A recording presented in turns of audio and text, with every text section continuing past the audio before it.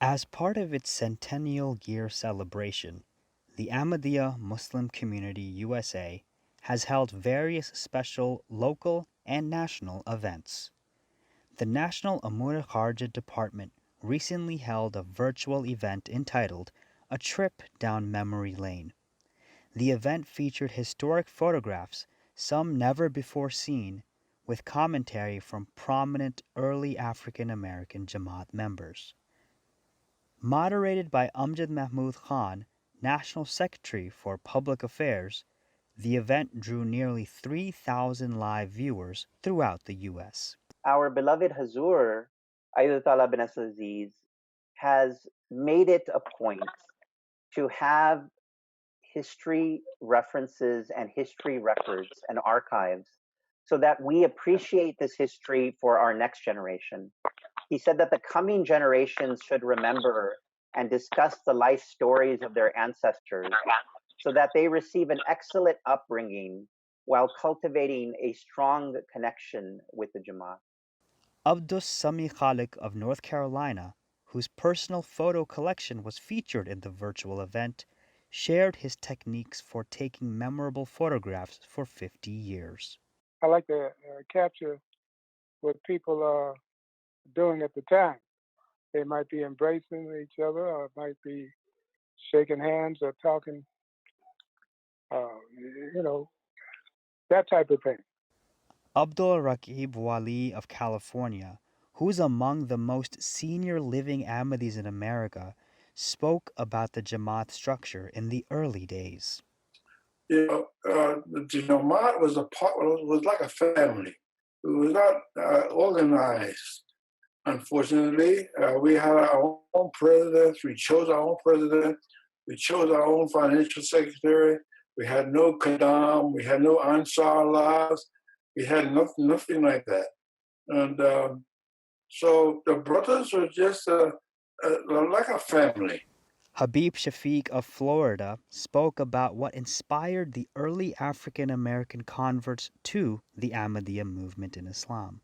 And yet these bold, brave individuals were guided and attracted to the blessed message of Hazrat Masih Maud alayhi salam through the diligent work of our beloved Mufti Muhammad Sadiq. Nasrullah Ahmad, a member of the National Amla, shared personal memories of the late Munir Hamid Sahib, former National Vice President of the Ahmadiyya Muslim Community USA. That's such a beautiful person, such a beautiful personality. I think that our dear brother Munir, humble soul, he always encourages us. When you see him, he always say, brother, it's about spirituality and having a connection with Allah subhanahu wa ta'ala. And he always empowered those brothers, those of us who were just coming out, always, encourage us, is a true example and a loving heart. And he'll give you the shirt off his back, which he did many a times. When he come to the Istima, he would bring Shalwar Kameez with him. And those of us who were new convert, he'd give it to us. And he'll also give us a ring, Allah Salabi Kafin Abduhu, and say, brother, keep this ring with you all times and always remember the Khalifa. But no, definitely, this is his spirit lives so much with us.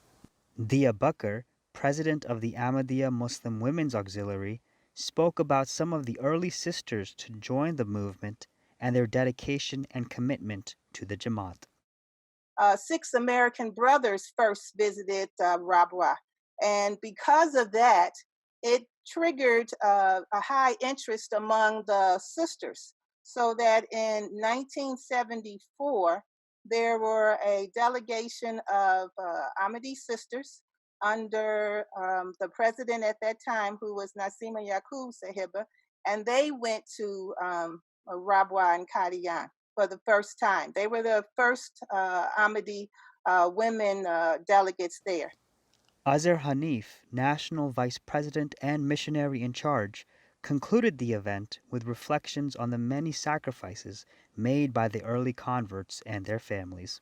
Truly appreciating the fact that today we had a chance to come together, brief as it may have been, but to think for a moment of the contributions of all these families, all these elders, all these pioneers who gave us life by their sacrifices and services without which I tell you we would not be here in this position today. That's how it works.